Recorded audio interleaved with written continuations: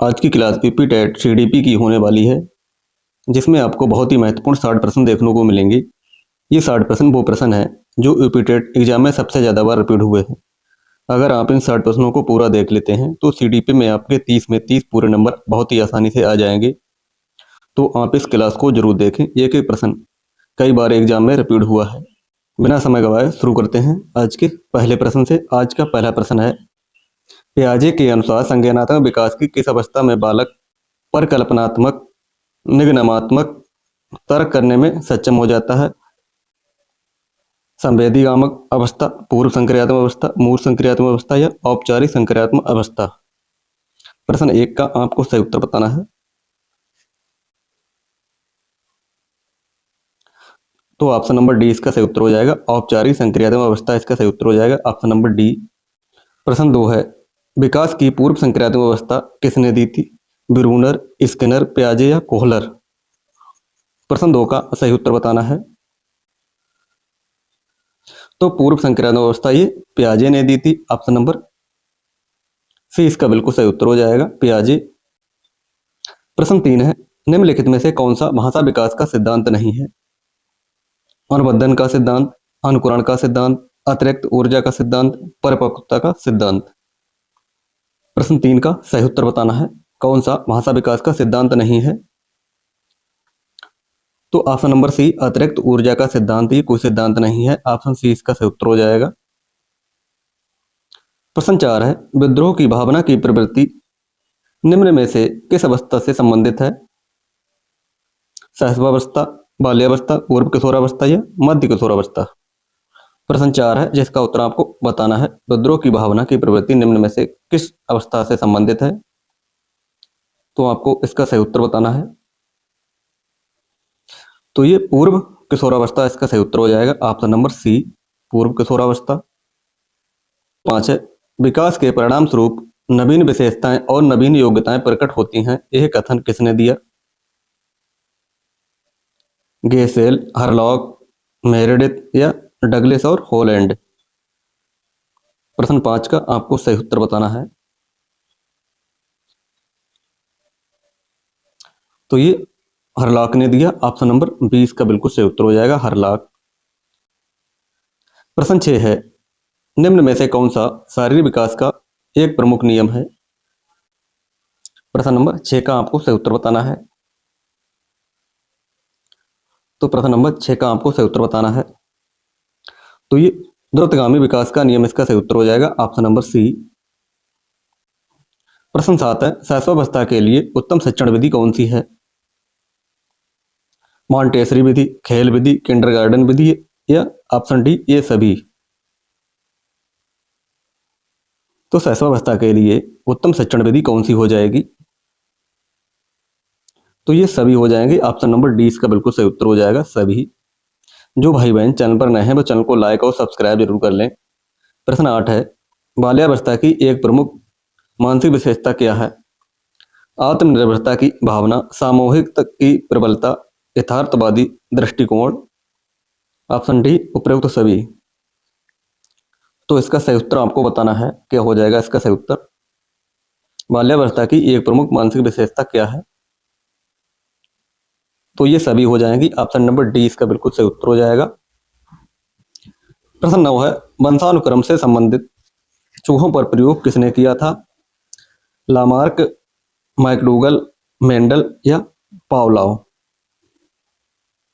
वंशानुक्रम से संबंधित चूहों पर प्रयोग किसने किया था? आपको इसका सही उत्तर बताना है।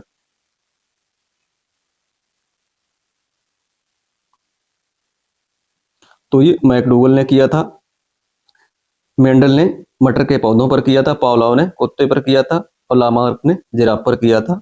तो यहाँ पर इसका ऑप्शन बी इसका बिल्कुल सही उत्तर हो जाएगा।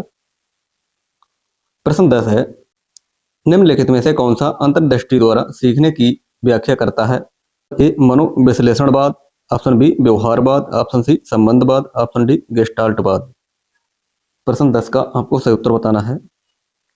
अंतर्दृष्टि द्वारा सीखने की व्याख्या कौन करता है? तो ऑप्शन डी इसका सही उत्तर हो जाएगा, गेस्टाल्टवाद इसका सही उत्तर हो जाएगा, ऑप्शन नंबर डी। प्रश्न 11 है, मनोविश्लेषणवाद के प्रवक्ता कौन थे? Sigmund Freud, Erik Erikson, Carl Jung, GB Watson. प्रश्न 11 का आपको सही उत्तर बताना है। मनोविश्लेषणवाद के प्रणेता कौन थे? तो ये सिगमंड फ्रायड हो जाएंगे। ऑप्शन ए इसका बिल्कुल सही उत्तर हो जाएगा, सिगमंड फ्रायड। प्रश्न 12, सीखने के नियम का प्रतिपादन किसने किया? फ्रायड, स्किनर, थॉर्नडाइक या एडलर। प्रश्न 12 का आपको सही उत्तर बताना है। तो ये स्किनर हो जाएंगे। ऑप्शन बी इसका बिल्कुल सही उत्तर हो जाएगा, स्किनर। प्रश्न नंबर 13 है, दर्पण चित्र परीक्षण किसे मापने के लिए प्रयुक्त होता है? अधिगम की गति, अधिगम अंतरण, सृजनात्मकता या अभिरुचि।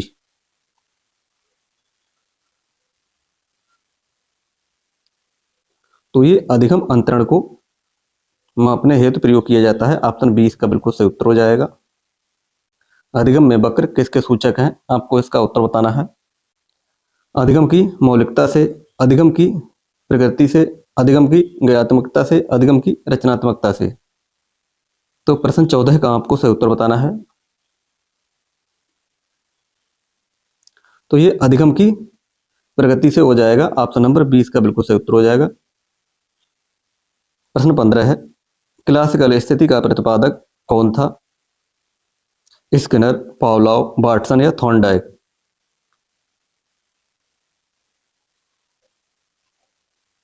प्रश्न नंबर 15 का आपको सही उत्तर बताना है। तो ये पावलोव इसका सही उत्तर हो जाएगा। Option number B, Pavlov. प्रश्न 16 है, प्रयास और भूल सिद्धांत के प्रतिपादक थॉर्नडाइक ने अपना प्रयोग किस पर किया था? चूहे पर, बिल्ली पर, कुत्ते पर या बंदर पर। तो थॉर्नडाइक ने अपना प्रयोग किस पर किया था? तो ये बिल्ली पर किया था। ऑप्शन बी इसका बिल्कुल सही उत्तर हो जाएगा, बिल्ली। प्रश्न 17 है, क्रिया प्रसूत अनुबंधन का दूसरा नाम क्या है? समीपस्थ अनुबंधन, नैमित्तिक अनुबंधन, प्राचीन अनुबंधन या चिह्न अनुबंधन। प्रश्न 17 का आपको सही उत्तर बताना है। क्रिया प्रसूत अनुबंधन का दूसरा नाम क्या हो जाएगा? तो ये हो जाएगा नैमित्तिक अनुबंधन हो जाएगा। ऑप्शन बी इसका बिल्कुल सही उत्तर हो जाएगा। जो भाई बहन चैनल पर नए हैं वो चैनल को लाइक और सब्सक्राइब जरूर कर लें। प्रश्न 18 है, सीखने का वह सिद्धांत जो पूर्ण रूप से और केवल अवलोकनीय व्यवहार पर निर्भर है, अधिगम के किस सिद्धांत से संबंधित है? संज्ञानात्मक, विकासात्मक, व्यवहारवादी या रचनावादी। प्रश्न 18 का आपको सही उत्तर बताना है।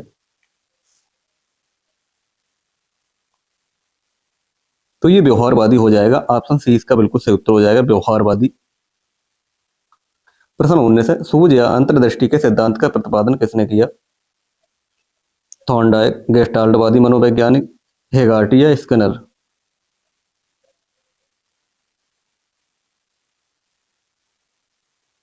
तो ये गेस्टाल्टवादी मनोवैज्ञानिक ने किया। ऑप्शन 20 का बिल्कुल सही उत्तर हो जाएगा। प्रश्न 20 है, अधिगम का पठार निम्न में से किस कारण बनता है? अप्रेरणा द्वारा, थकान द्वारा, रुचि द्वारा या परिपक्वता द्वारा।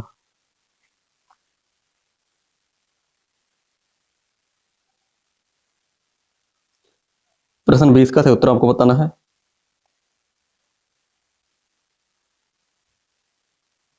तो ये थकान द्वारा इसका सही उत्तर हो जाएगा। ऑप्शन नंबर बी, थकान। प्रश्न 21 है, बुद्धि लब्धि IQ संप्रत्यय विकसित किया गया था, किसके द्वारा किया गया था? बिने द्वारा, रीड द्वारा, टर्मन द्वारा या स्टर्न द्वारा।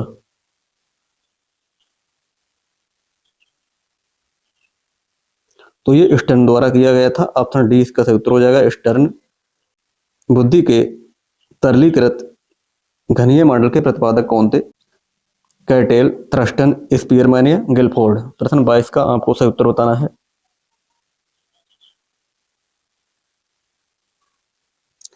तो ये कैटेल हो जाएंगे, इसका सही उत्तर हो जाएगा कैटेल। ऑप्शन ए इसका बिल्कुल सही उत्तर हो जाएगा।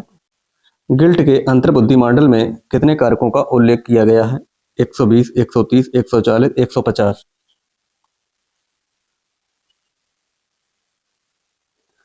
तो कितने कारकों का प्रयोग किया गया है? तो ये 150 कारकों का प्रयोग किया गया है। ऑप्शन डी इसका बिल्कुल सही उत्तर हो जाएगा। बहिर्मुखी व्यक्तित्व का लक्षण क्या है? सामाजिक और मिलनसार स्वभाव, अपने आप में खोए रहना, रूढ़िवादी होना, आक्रामक और चिड़चिड़ा होना। प्रश्न 24 का आपको सही उत्तर बताना है। बहिर्मुखी व्यक्तित्व का लक्षण क्या है? तो ऑप्शन ए इसका सही उत्तर हो जाएगा। सामाजिक और मिलनसार स्वभाव इसका सही उत्तर हो जाएगा, ऑप्शन ए। प्रश्न 25 है, प्रासंगिक अंतर्बोध परीक्षण टैट का संबंध किससे है? बुद्धि मापन से, मूल्य मापन से, व्यक्तित्व मापन से या सृजनात्मकता मापन से? प्रश्न 25 का सही उत्तर बताना है। तो ये व्यक्तित्व मापन से हो जाएगा, ऑप्शन नंबर सी इसका बिल्कुल सही उत्तर हो जाएगा, व्यक्तित्व मापन से। प्रश्न नंबर 26 है, खेल ही जीवन है, यह कथन किसका है? Skinner, John Dewey, crow and crow या स्टर्न? तो ये जॉन डीवी का हो जाएगा, ऑप्शन बी इसका सही उत्तर हो जाएगा। प्रश्न नंबर 27 है, रोसा स्याही धब्बा परीक्षण में कुल कितने कार्ड होते हैं? 10, 20, 30 या 5? तो कितने होते हैं? तो ये 10 होते हैं, ऑप्शन ए इसका सही उत्तर हो जाएगा, 10। प्रश्न 28 है, बुद्धि का द्विकारक सिद्धांत किसने दिया? थॉर्नडाइक, स्पीयरमैन, बर्नन या स्टर्न? तो बुद्धि का द्विकारक सिद्धांत किसने दिया? तो ये स्पीयरमैन ने दिया, ऑप्शन नंबर बी इसका सही उत्तर हो जाएगा, स्पीयरमैन। पिछड़े बालकों के लिए शैक्षणिक उपलब्धि की अवधारणा किसने दी? ABCD 4 ऑप्शन दिए गए हैं, इसका उत्तर आपको बताना है। सिरिल बर्ट इसका सही उत्तर हो जाएगा, option number D, Cyril Burt. प्रश्न 30 है, निम्नलिखित में से कौन सा बुद्धि का सिद्धांत नहीं है? प्रश्न 30 में आपको बताना है बुद्धि का सिद्धांत इनमें से कौन सा नहीं है। तो ये प्रत्यागमन का सिद्धांत नहीं है, ऑप्शन सी इसका सही उत्तर हो जाएगा। प्रश्न 31 है, कक्षा में सृजनात्मक और प्रतिभावान बच्चों के लिए आवश्यक हस्तक्षेप निर्भर करता है। उन्हें अतिरिक्त समय दिए जाने पर, उनके प्रति स्नेही होने के नाते पर, ऑप्शन सी शिक्षक द्वारा अनुकूलित और प्रेरक निर्देशक तरीकों के उपयोग पर, ऑप्शन डी उन्हें अन्य बच्चों को पढ़ाने की जिम्मेदारी देने पर। तो प्रश्न 31 का आपको सही उत्तर बताना है। तो ऑप्शन सी इसका सही उत्तर हो जाएगा, शिक्षक द्वारा अनुकूलित और प्रेरक निर्देशन तरीकों के उपयोग पर, ऑप्शन सी इसका सही उत्तर हो जाएगा। प्रश्न 32 है, डिसलेक्सिया किससे संबंधित है? मानसिक विकार, गणितीय विकार, पठन विकार या व्यवहारिक विकार? प्रश्न 32 का आपको सही उत्तर बताना है। डिसलेक्सिया किससे संबंधित है? तो ये पठन विकार से हो जाएगी, ऑप्शन सी इसका सही उत्तर हो जाएगा।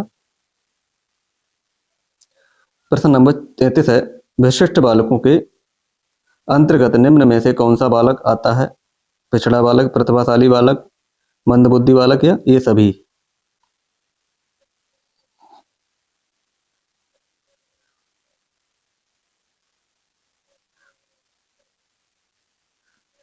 तो ये सभी बालक आ जाएंगे, ऑप्शन नंबर डी इसका बिल्कुल सही उत्तर हो जाएगा, ऑप्शन नंबर डी।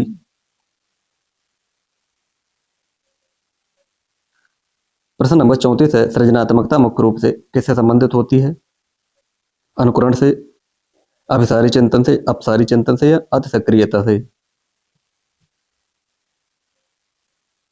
तो ये अपसारी चिंतन से होता है, ऑप्शन सी इसका बिल्कुल सही उत्तर हो जाएगा, अपसारी चिंतन। प्रश्न 35 है, प्रतिभाशाली विद्यार्थी के लक्षण क्या हैं? अभिव्यक्ति में नव्यता, जिज्ञासा, अति सक्रियता या ए और बी दोनों?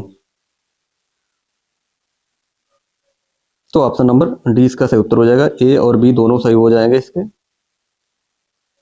प्रश्न 36 है, ब्रेल लिपि का प्रयोग किसके लिए किया जाता है? मूक बधिर, दृष्टिबाधित, विकलांग या इनमें से कोई नहीं? प्रश्न 36 का आपको सही उत्तर बताना है, क्या हो जाएगा इसका सही उत्तर? तो ये दृष्टिबाधित के लिए किया जाता है। ऑप्शन 20 का बिल्कुल सही उत्तर हो जाएगा। प्रश्न नंबर 37 है, समावेशी शिक्षा मानती है कि हमें खाली जगह को खाली जगह के रूप में बदलना चाहिए। प्रश्न 37 का सही उत्तर बताना है। तो समावेशी शिक्षा मानती है कि हमें व्यवस्था को बच्चों के अनुरूप बदलना चाहिए। ऑप्शन ए इसका बिल्कुल सही उत्तर हो जाएगा। श्रवण हाथ से ग्रासित बच्चे मुख्य रूप से सबसे मुख्य कुंठा का सामना क्या करते हैं। प्रश्न 38 का आपको सही उत्तर बताना है। तो ऑप्शन ए इसका सही उत्तर हो जाएगा। दूसरों के साथ संप्रेषण करने तथा सूचनाओं को बांटने में अक्षमता। ऑप्शन ए इसका सही उत्तर हो जाएगा। प्रश्न 39 है, सृजनात्मकता की पहचान के लिए मस्तिष्क उद्दीलन तकनीकी का प्रतिपादन किसने किया। बंडूरा, ओसबर्न, पियाजे या गिल्ट। तो ये ओसबर्न ने किया था। ऑप्शन नंबर 20 का बिल्कुल सही उत्तर हो जाएगा। प्रश्न 40 है, प्रश्न 40 में पूछा गया है, सीखने की अक्षमता वाले बच्चों की प्रगति का निरीक्षण करने के लिए निम्नलिखित में से कौन सी पद्धति सबसे उपयुक्त है। व्यक्ति अध्ययन, घटनावृत्त, अभिलेख, व्यवहार परक, रेटिंग स्केल स्केल या फिर ऑप्शन डी संरचित व्यवहार परक अवलोकन। तो इसका सही उत्तर हो जाएगा ऑप्शन नंबर डी संरचित व्यवहार परक अवलोकन। इसका सही उत्तर हो जाएगा ऑप्शन डी। प्रश्न 41 है, माइक्रो टीचिंग चक्र का प्रथम पद क्या होता है। प्रतिपुष्टि, शिक्षण, योजना बनाना या प्रस्तावना। तो ये योजना बनाना इसका सही उत्तर हो जाएगा ऑप्शन नंबर सी। प्रश्न 42 है, निम्न में से कौन सा शिक्षण का स्तर नहीं है। स्मृति स्तर, बोध स्तर, चिंतन स्तर या वर्णन स्तर। तो ये वर्णन स्तर इसका सही उत्तर हो जाएगा ऑप्शन नंबर डी। प्रश्न 43 है, मूल प्रवृत्तियों को 14 प्रकार से किसने वर्गीकृत किया। ट्रेवर, मैकडूगल, थॉर्नडाइक या वुडवर्थ।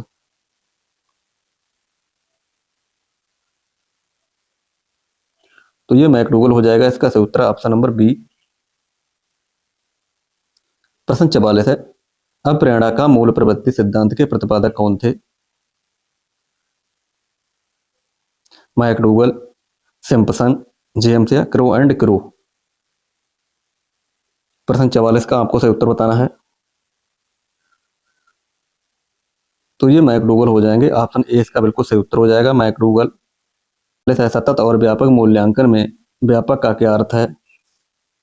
प्रश्न 45 का आपको सही उत्तर बताना है।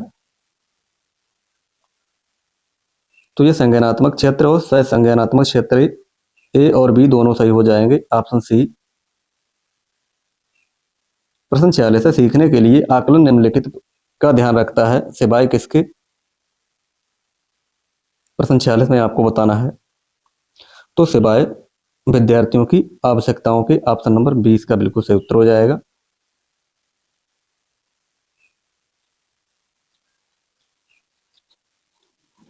प्रश्न नंबर 47 है, निम्न में से कौन सा थॉर्नडाइक का अधिगम का गौड़ नियम है। प्रभाव का नियम, अभ्यास का नियम, मनोवृत्ति का नियम या तत्परता का नियम।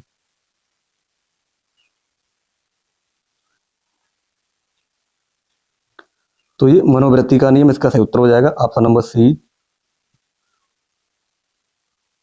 प्रश्न 48 है, क्रियात्मक अनुसंधान का सूत्रपात किसने दिया। एमएस कोरे, जॉन डीवी, लेविन या बर्ट। तो क्रियात्मक अनुसंधान का सूत्रपात किसने किया। तो एमएस कोरे ने किया। ऑप्शन ए इसका बिल्कुल सही उत्तर हो जाएगा। प्रश्न 49 है, ब्लूम की टैक्सोनॉमी किसकी पदानुक्रमिक व्यवस्था है। प्रश्न 49 का सही उत्तर आपको बताना है। तो ये संज्ञानात्मक उद्देश्यों की हो जाएगी। ऑप्शन नंबर सी इसका बिल्कुल सही उत्तर हो जाएगा संज्ञानात्मक उद्देश्य। प्रश्न 50 है, शिक्षण प्रक्रिया में छात्र क्या है। आश्रित चर है, स्वतंत्र चर है, मध्यस्थ चर है या इनमें से कोई नहीं। प्रश्न नंबर 50 है, तो ये आश्रित चर हो जाएंगे। ऑप्शन नंबर ए इसका बिल्कुल सही उत्तर हो जाएगा, आश्रित चर। प्रश्न नंबर 51 है, शिक्षा का अधिकार अधिनियम आरटीई एक्ट 2009 में कब लागू हुआ? 1 अप्रैल 2009, 1 अप्रैल 2010, 1 जनवरी 2010, 12 अक्टूबर 2009।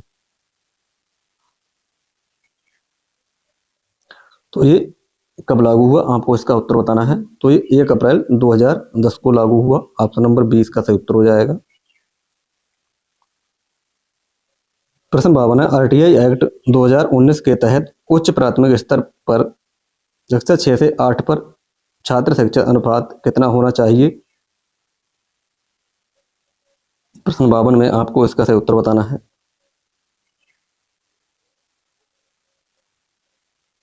तो उच्च प्राथमिक स्तर पर 6 से 8 के बच्चों के लिए 35:1 होना चाहिए और प्राथमिक पर 30:1 होना चाहिए। ऑप्शन नंबर 20 का सही उत्तर हो जाएगा। प्रश्न नंबर 53 है, राष्ट्रीय पाठ्यचर्या के रूप में एनसीएफ 2005 के अनुसार अधिगम अपने स्वभाव में खाली जगह को और खाली जगह है, क्या है ये?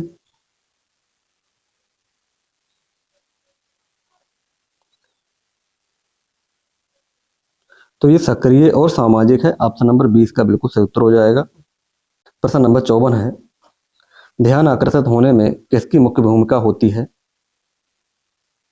उद्दीपन की तीव्रता, उद्दीपन की उपादेयता, उद्दीपन की विश्वसनीयता, उद्दीपन की सक्रियता। प्रश्न नंबर 54 का सही उत्तर बताना है। तो ये उद्दीपन की तीव्रता इसका सही उत्तर हो जाएगा, ऑप्शन नंबर ए। प्रश्न 55 है, संगणन सिद्धांत निम्नलिखित में से कैसे संबंधित है? अधिगम, अप्रेरणा, स्मृति, सृजनात्मकता। प्रश्न 55 का आपको सही उत्तर बताना है। तो स्मृति इसका सही उत्तर हो जाएगा, ऑप्शन नंबर सी, स्मृति। प्रश्न 56 है, गैने रॉबर्ट गैने निम्नलिखित में से किससे संबंधित है? अधिगम का श्रेणी क्रम, अधिगम के सिद्धांत, अधिगम का मूल्यांकन, अधिगम का अनुबंधन। प्रश्न नंबर 56 का आपको सही उत्तर बताना है। रॉबर्ट गैने निम्नलिखित में से किससे संबंधित है? तो ये अधिगम का श्रेणी क्रम से संबंधित हो जाएंगे, ऑप्शन ए इसका सही उत्तर हो जाएगा। प्रश्न 57 है, स्मृति और कल्पना पर सबसे अधिक प्रभाव किसका पड़ता है? संवेगों का, आदतों का, अनुकरण का या चिंतन का?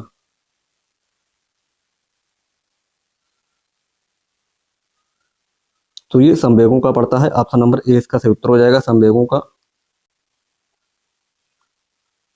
प्रश्न 58 है, मनोविज्ञान की प्रथम प्रयोगशाला किसने स्थापित की थी?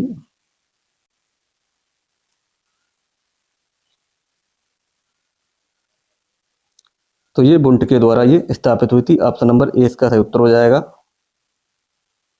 प्रश्न नंबर 59 है, कक्षा शिक्षण में पाठ प्रस्तावना सोपान सीखने के लिए किस नियम पर आधारित है?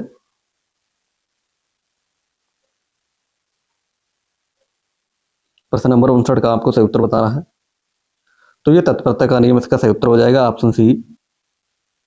प्रश्न 60 है, चैप्टर वाइगोत्स्की के अनुसार बच्चे साथियों के अंतःक्रिया करके सीखते हैं, इस प्रक्रिया को क्या कहा जाता है?